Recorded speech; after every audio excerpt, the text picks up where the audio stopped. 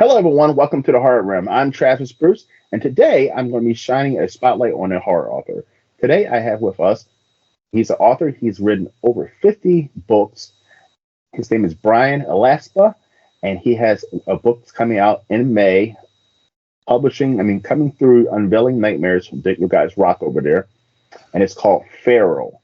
Brian, welcome to the Horror Room. Hey, it's so glad to be here. Thanks, Travis. I'm glad we finally worked out the time. That was I fantastic. know, I'm so man. I excited know. to be here. Yes, perfect, man. Perfect. Awesome. So tell us a little bit about Feral. Feral is an interesting book. First of all, if a little bit of self-aggrandizing, it is easily the scariest opening to a book I've ever written. It actually scared the heck out of me when I wrote it, and that's very rare that happens. But it started out. Actually, a few years ago, I had this idea. I was listening to a podcast that was all about the Donner Party. And I thought, well, wouldn't it be interesting if there was like a supernatural element to that story and like it just affected the kids that were there and turned them into these like creatures that went after that, like all the cannibalism and things that happened there was all because of this supernatural element. And so it just sort of morphed over time. And even though it's now technically not really the Donner Party, it's a separate entity within the story itself. It was very heavily influenced on what I learned there. And I even used a couple of names that were sort of historical there just to sort of tie it in and just as a nod back to that one. So so this was one. The prior novel I had done that came out last year called Devoured had a lot of humor in it, which I hadn't even intended to do. But when I finished the book, I realized, boy, there's some really funny parts to this. I hope other people see it. And people have come back and said, there's some really funny parts to that book. This one had no sense of humor about it at all. It was very serious. It was very gruesome. And so it was an interesting one to write. And Unveiling Nightmares just happened to be getting involved in writing and publishing some work. I asked would they be interested. It's a not an exceptionally long novel, so I thought it might still be within their wheelhouse. And Crystal over there said, yeah, send it over. And they immediately read it and said, yeah, let's do this. And so I couldn't be more thrilled that it's finally coming out later this year. Nice. Now, how long did it take you to write? I mean, from the time of you hearing the podcast, coming up with the idea to actually getting over to Crystal and Unveiling Nightmares? Well, to the actual writing, usually for me, even short novels take roughly 3 months to get a first draft out there. Now, I have I've done some self-publishing. I've worked with small presses before, so I have developed a network of people who are beta readers and who have had editing backgrounds, and so I will often send a book out to them, and they'll come back with feedback, and then I'll do a rewrite.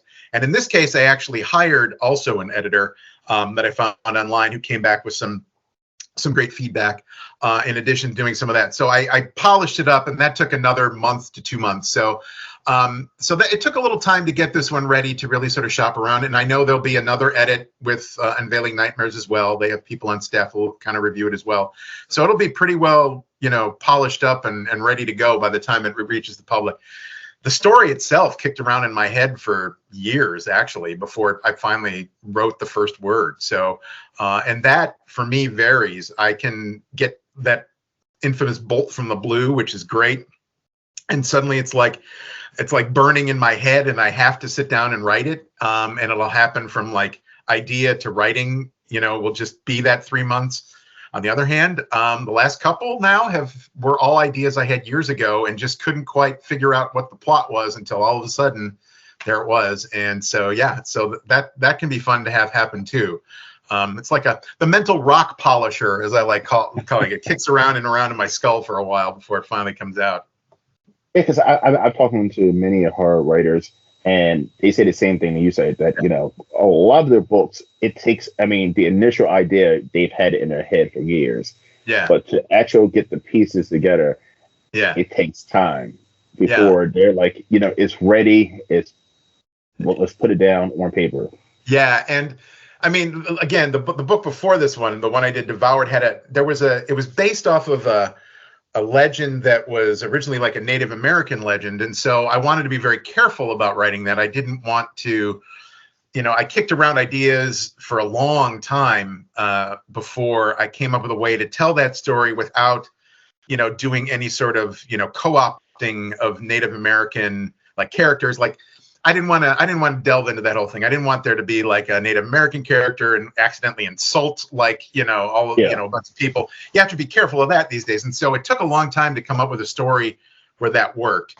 This one, thankfully, because it's sort of a historical piece, and the Donner Party was sort of, there wasn't as much of that to worry about. And it's pretty historical. That I didn't have to worry as much about that. But yeah, for some reason, the story didn't click for a while. I had this idea. I kind of knew where it was going to go. But the actual, how do I get from point A to point B, didn't hit me until like last year. And all of a sudden I was like, oh, now I see it. Now I see how it'll work. And then, yeah, it just came to me. And that's pretty awesome. I love it when that happens. And thankfully, I've been really lucky, knock on wood, that happens to me frequently enough that I've managed to get 50 books out there. So Now, you already had a beginning in mind. Did you already have an ending in mind, or was that something you had to work towards? I had to work towards it on this book. Okay. I didn't know exactly where it was going to end. I definitely had the opening part in mind. And then I had a general idea of where it was going to go, but where it was going to end up, I have to admit, I didn't entirely know.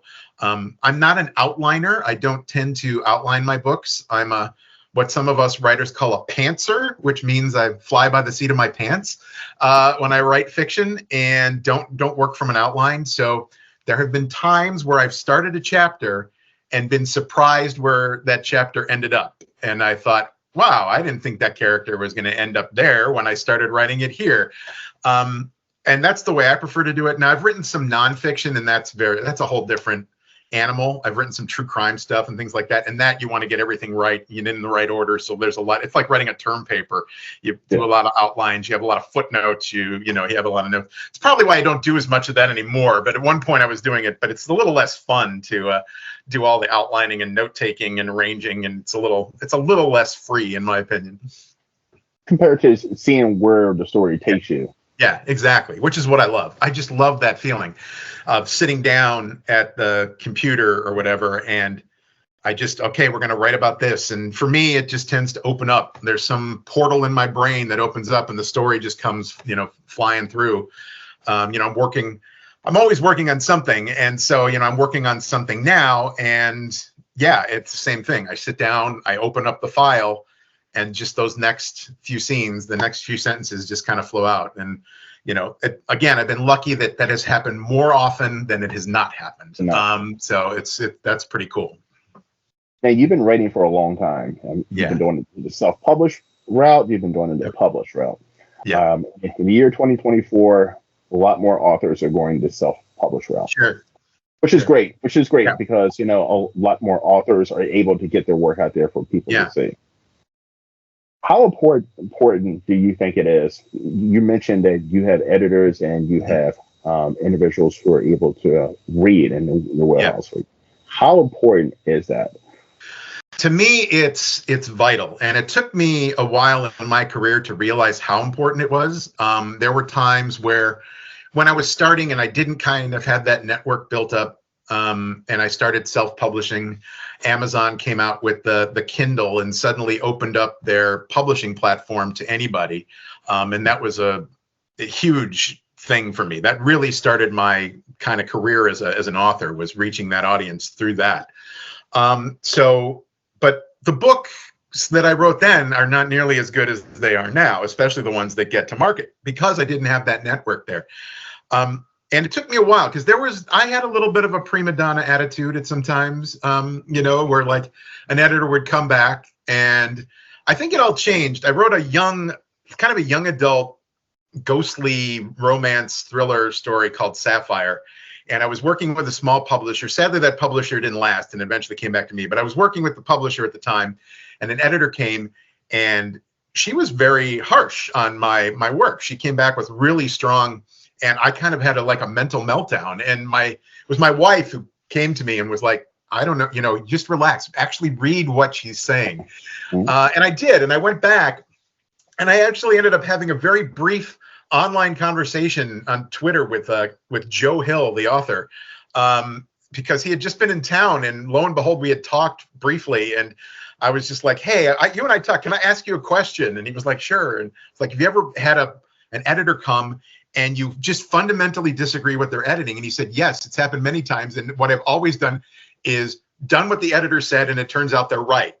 And so I was like, okay. And so that really opened my eyes. And I think that was a turning point in my writing. I feel that book was probably the first one that I felt the most proud of. I felt like once I stopped being such a baby about some of the scenes and realized that there was actual good feedback in this and ways to improve the story, and I did that, and it was a better story. Now I love editors, and I like editors that come at me strong and come back and say, you know, what you wrote here doesn't make any sense. I don't understand why they went from here to there.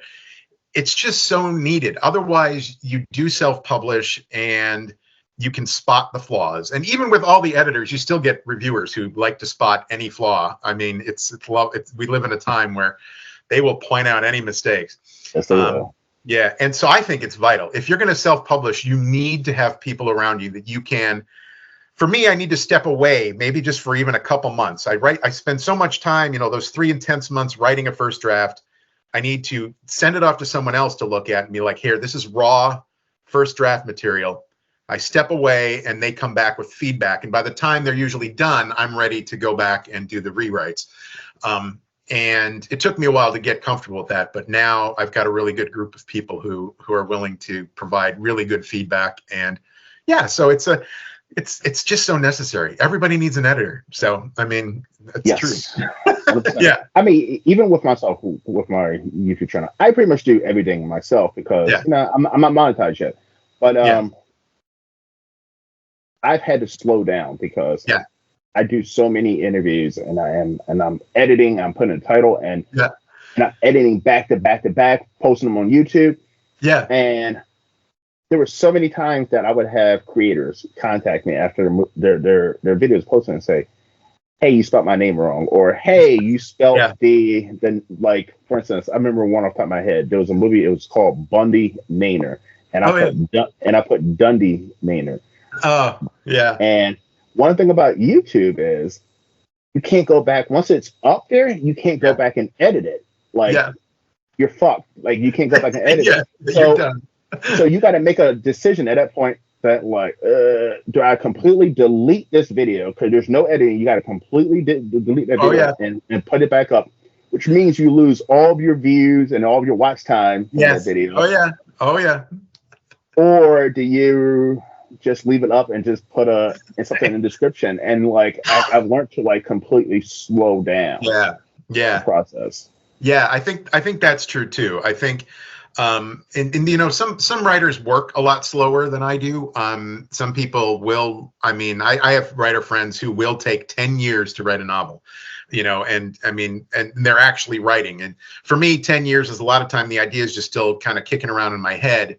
Or I've made a few attempts to start it and then kind of said, nah, this doesn't feel right. And I think that slowing down part is still tough for me, but the slowing down part for me is now I have some beta readers, as we call them, and editors who will, take the first draft from me and go ahead and review it and come back with feedback. And it's still tough. I mean, it never gets entirely easy. I don't want to be like, oh yeah, it's now so easy for someone to go, this part sucks. Like, what are you doing? But I always have now developed the ability to sort of step back and go, reread the comment again and try to understand what they're saying, and then read the part that they're talking about. You had the story in your head, so of course it makes sense to you, but you've got a reader who's brand new, who hasn't sat with this story for 10 years. Reading this, are they going to understand it? And usually that's when I go, oh yeah, that makes sense. I referred to something that they don't, that I actually edited out at some point. So of course I need to now fix this. Things like that. So they're usually right, is what it comes down to. Yeah. So I mean, as a reader, I read a lot of indie horror. Even before I had my channel, I read a lot of indie horror. I would, any indie horror author at any horror convention that I'm at, I would buy their book. And I get the autograph. And I read I would never call any out, but I've read some that it was unreadable. When I Yeah. say it's unreadable, it's not grammar, it's not pronunciation. It's Yeah. it seems like key pieces of story are Yeah. missing, and Yeah. to me, it just doesn't make any sense. I'm like, what? Well, who are they talking about? This person, and like that's something that I think an editor would have picked up. Yes. That is key. And actually, if you can, if there's a way to do it, if you're a writer out there trying to do it, and you can have trying to do it on your own, and there's multiple people you can get to read it, that's even better. Getting feedback from multiple people. I mean, the process with my novel before this, through the publisher, I went through edits on my own and had the beta reader. Then it was accepted by the publisher. Then they had an editor. We did a second draft, and then they had a proofreader come through again and just make sure that everything was as clean as possible. So then there was essentially another rewrite, because occasionally the proofreader would be like, I think you deleted something here, and now you have like a half a sentence, and like, oh yeah, and things like that. And so I think it was pretty polished, and I'm assuming. I've been told with Unveiling Nightmares, similar thing will happen, that there is an editor who will come at me with the changes, and that's fine. And I've now worked with some amazing editors, and some people who just really care about story, about getting out a good product and to tell a good story, and to realize that they're not against you. They're not trying to find things wrong with you. They're really trying to work with you to create a better story. Is a major mental change that, I think, especially someone who's self-published or working in smaller presses, you need to have that attitude that these people may not even be getting paid or paid very little because of it's a small press. And yet they're still putting all this time and effort to make it the best thing possible out there. That's a lot. That's a lot of care into your story. So always listen to your editors and your beta readers, I guess, is one of my, there's a famous, the author, Thomas Harris, I believe, who wrote Silence of the Lambs, was notorious for, he would spend so much time editing and working on his own book that it was in his contract that when he turned in the draft, that was it. The publisher was not to come back with edits. That was his final version. I don't know anybody else who could ever do that. So you have to be on the level of the guy who wrote Silence of the Lambs, I guess, to get that done. But it's definitely important. So what would you say, Brian, to like new authors who, the number one thing it says, they're self-publishing, they don't have the money or the resources to get an editor. What would you recommend for them to do? I would recommend, first of all, simply ask some friends of yours. That's how I started. I asked friends, would anybody be interested in reading a first draft of my new novel on social media? And then they would step up. And when I would message them, I would then say, when you're reading this, if you come across a part that like doesn't make any sense, if you could just make a note of that and tell me, provide a little feedback, I'd appreciate it. And they kind of got what I was going for and would come back with changes. If you just can't do that, there are things you can use. There is a software that I have signed up for called Pro Writing Aid. And it's kind of a digital editor. Now, it's not 100% perfect, despite being essentially a robot in a lot of ways, but it does a pretty good job of catching a lot of the errors, the grammatical errors and things like that. It probably, if there are major story problems, it's not going to fix that. So honestly, you either need to really take a step back and come back with fresh eyes and read your story and try to be as harsh and critical as possible, or you really do ultimately need to find one other human to read your book and just come back and say, does the plot make sense? Does where we end up make sense from where we started? And do the steps all make sense? Because like you said, it's real easy to get lost in the story and forget what you've told people and what you haven't. So maybe you're the kind of author who would rather work on it from an outline, and that's great. An outline may help keep that story straight. If you're like me and you just want to fly by the seat of your pants, you probably need to get at least one other person to read the book to make sure that it all makes sense. Yeah, there's no way. Listen, I've never written a book, but I'm looking in my mind, like even like when I write emails or even text messages or anything. Oh yeah. I don't know what it is. I don't know if it's because I'm in my 40s now, and my brain is getting older. But like when it comes to spelling, grammatical stuff, this comma goes here. It's like that stuff is lost, which I used to be sharp on that stuff in my 20s and 30s. Now in my 40s, I don't know if it's because of computers and cell phones. Yeah. My brain's not used to and being sharp, or I'm waiting for it to autocorrect for me. Yeah. But there's no way in hell I could write a book or anything without having someone proofread or edit it, because absolutely my brain is just not. The older I've gotten, it just can't pick up on that stuff. I mean, the number of times I've written an email or written something from even like the day job. I work at a marketing firm for the day job too, and where I will read a sentence, I don't even know how many times, and completely miss that I have either not added a comma or I misspelled a word, because my brain just rearranges the letters into the right order, and so I don't even see it. And it's like, you really need that other person to come in and go, hey, you misspelled this, or this sentence isn't right, or, things like that. I mean, it's just so vital. I mean, you just got to have that, because it's so easy to miss it on your own. You're just a little too close. It is. Like, I know, like, even while I'm on social media and I'm making a comment or somebody's thing, and it's like a paragraph long comment, I have to, I'll send it, and I go back and read it. I'm like, oh shit, that doesn't make no sense. Yeah. And then I edit it, and I come back and read it again. Like, well, that doesn't make any sense. I'm editing like 3 or 4 times. Oh yeah. But when I'm writing, it makes perfect sense. It sounds correct. I still will send up something on social media and not realize something spelled wrong. It's usually my wife who will check out my social media and be like, you spelled that wrong. And I'm like, son of a, she's always right. She's always right. Nothing gets past her. So there you go. Even I, if I have nobody else willing to look at it, my wife will read my stuff, and she does not hold back. So there you go. So being, so many books in. Yeah. 50 some books. How do you come up with fresh ideas? I mean, how do you still stay sharp and keep coming up with something new? The age-old question for us authors: where do your ideas come from? Yeah, it's hard to say. Is it drugs or no? Yeah, for me, it's I guess I'm sort of like, my brain is a little bit like a black hole, and that it sucks up things all around me at all times. I have had a news story come across, and I thought, if I were to expand on that story and change this about it and do that and add this element, that would make a great novel. I wrote a novella a couple years back that came from literally a coworker. We were having lunch together, and she made mention about something with a get together with her friends, and I was like, you know what? I could, by just tweaking that story a little bit, that would be actually a really good story. Sometimes it's like urban legends or things like that I'll hear about. Probably one of my best-selling books is called The Man from Taured.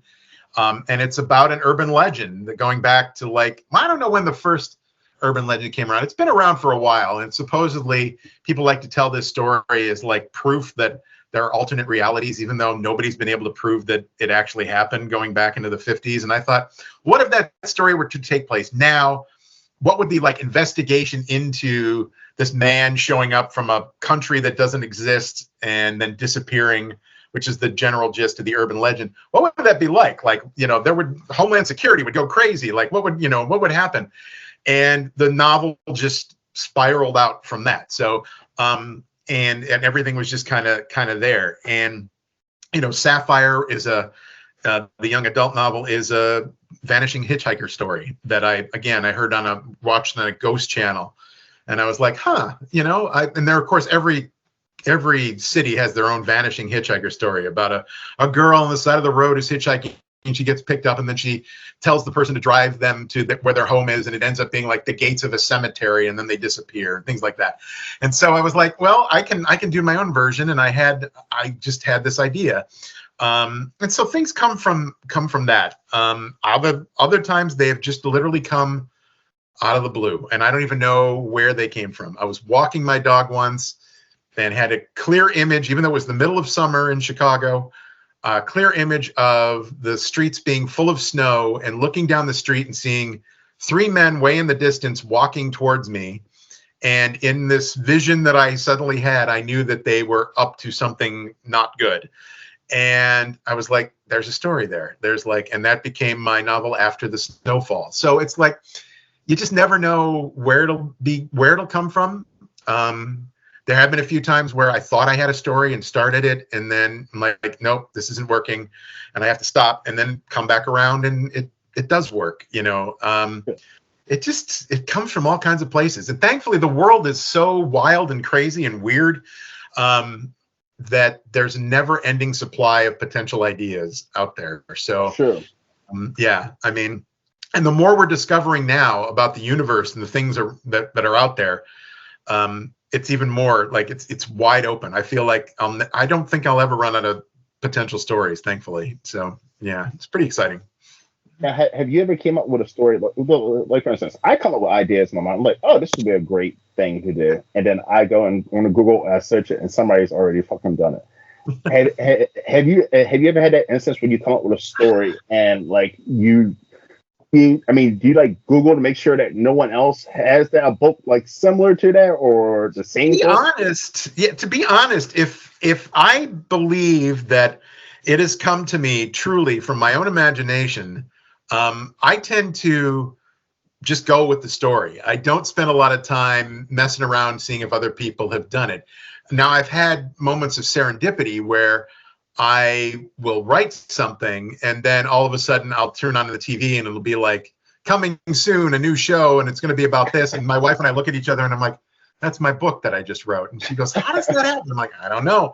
You know, so I don't want to spend too much time doing that because I always think maybe my take will be different enough and fresh enough that I don't have to worry about it being exactly the same story. So I tend not to. I don't want to put hindrances in front of my imagination. It's hard enough just coming up with these and then writing them and then putting them out there and then so I just do the best I can and hope that you know what, if there's another story that's sort of like this, hopefully mine's different enough that it's not the same. So yeah. By the way, I came up with the greatest idea. This is years ago. This online dating sites, right? Yeah. And you know now got Yelp and got reviews. You know, what you go to a restaurant, you can review it. You'll look at the review. And what if you could do that with dating sites? Before you went on a date with somebody, they had like a review up there, like a 5-star. Yeah. Yeah. You know what I mean? It would save you to waste your time, you know? Yeah, and right. I was like, that's a great idea. And then like someone said, Travis, now there'd be a lot of pissed off people who are spiteful and they might give somebody a bad review just because didn't do whatever, you know? But then again, people will do that for restaurants, you know what I mean? Oh yeah, sure. Just be just nasty and just give them a bad review. Absolutely. So I Googled it, and there was someone actually made that thing. Oh no! But it was only women reviewing men. And you know the fucked up or scary part about it? I had a review up there, and it was a bad review. Oh no! Wow. Yes. But the woman, but everything she said was completely honest, though, so I couldn't be too upset.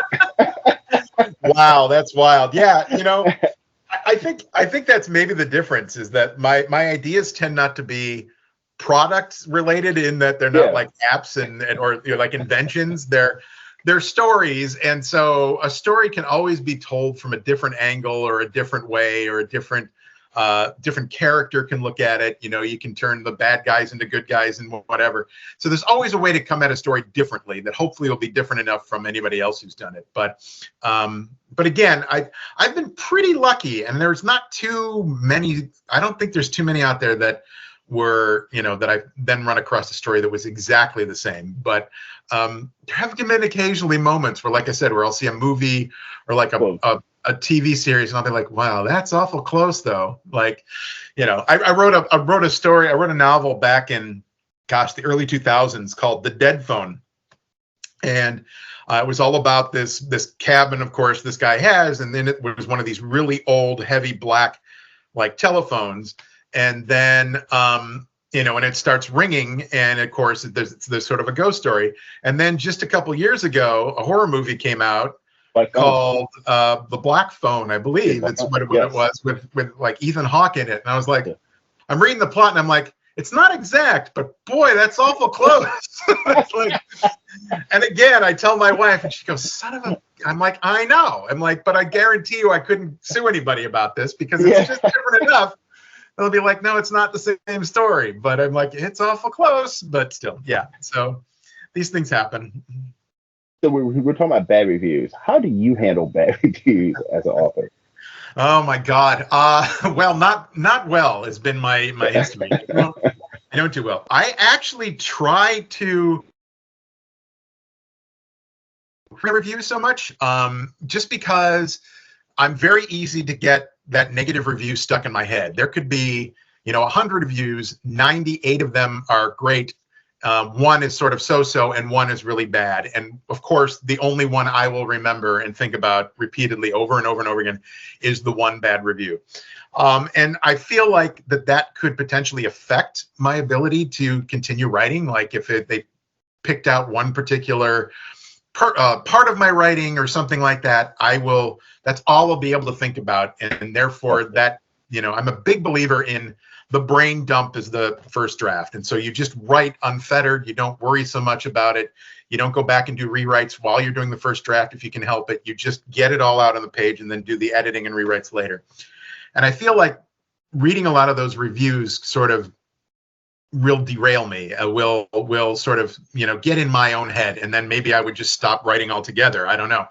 So I tend to let the reviews happen. And there are reviewers who have reached out to me, particularly if they have a good review, and they'll like post a review on their social media, or they'll email me, or they'll get in touch with me through my website or something, or social media, and say, "Hey, I wrote a review of your book. Just wanted you to see it." Those I'll then go read, and then I'll use them on my own for promotional purposes. But like going to the Amazon reviews, a lot of times sometimes I've gone in and like read some of them and on occasion, and why I stopped was some of them were just so ridiculous. Like, why is this book so long? I don't have time to read this much. Well, then obviously you shouldn't read it. It's not for you, or things that it's obvious they haven't actually read it, but they've decided to leave a review of it, and things like that. So I'm like, the problem these days is everybody now is a critic, and everybody has an outlet to do their criticisms, and some people are not meant to be critics. I'm sorry, no. They're just not. And some people write things just for the sake of being mean, and so honestly, I can't let those people into my head, so I just kind of avoid it. I'll look at how many reviews I have. I'm like, okay, I've got 4 out of 5 stars. That's good enough for me at Amazon. We're good. I'm in a good spot. That's all I'm going to go into.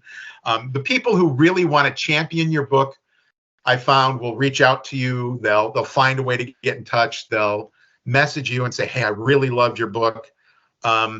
Very rarely have I ever gotten someone who hated my book so much they've reached out to me personally.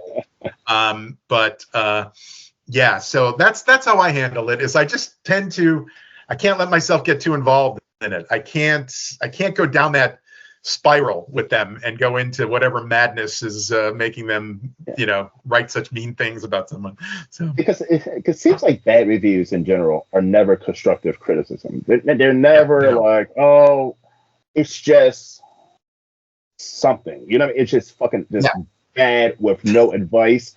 With no advice. Hey, maybe you should do this better, or I like this part, but I didn't really. No, I fucking hate this. This is the shittiest thing ever. Like, and it's like, there's no surface to whatever the fuck this in. Yeah, exactly. And that's again why the people whose criticism I want to listen to are the editors who work with me. Like, because they come at you and I kind of joke that they'll say that this part sucks, but generally they don't use that kind of language. They come back to you and it's like, something about this doesn't work. Maybe you should think about doing this, or why don't you add that? And that to me is great. Constructive criticism is invaluable. People who go on Amazon to be nasty because now they've written 20 reviews, every one of them bad, and people are starting to notice them, that's just annoying. And so I don't want to listen to those folks. And so I tend to avoid it. And like I said, the people who like it tend to want to reach out and be like, and tell you, hey, I really liked your book. And that's great. And then you get that personal relationship with some readers and stuff. And that's cool too. So, yeah. Okay, so Brian, where can everyone find you, my friend? Where can everyone find me? Oh, I'm everywhere. You can find me, of course, at Amazon. That's the best place to go because that's where all the books are for sale. You can find me at my website, which is brianwalaspa, ALASPA.com. I'm on all the social medias. These days, I'm on Twitter. I'm still on Facebook. I'm now on, what is that? The Blue Sky or whatever. They've got all these new ones now. Mastodon. I'm on all these things. I have a YouTube channel, although I very rarely post there. I'm still there. I'm on Instagram. But yeah, the best place to find me probably is still Amazon, my author page. You can find all my books there. And yeah, I just hope that there's enough variety there that everybody wants to check out something. So yes. Yeah. And everybody, listen, this is right around the corner, May. Yep. You look out for Feral. Yep. Brian, it's been an absolute pleasure. I'm finally glad we're able to do this. I had so much fun, man. We'll have to do this again sometime. Maybe when Feral comes out, I'll come back on or something. I don't know. Listen, we'll see what we can do. Awesome. You're more than welcome once Feral comes out and I read it. I would love to have you back on. Thanks, Travis. I appreciate it. Thanks, everybody, for listening, and I hope you check out my work. I appreciate it so much, man. This is great. Definitely. Everyone, well, thank you for coming to the Horror Room. Please hit that like and that subscribe button. It definitely helps us out a lot. All right, we'll see you next time. I'm Travis Bruce. Take care.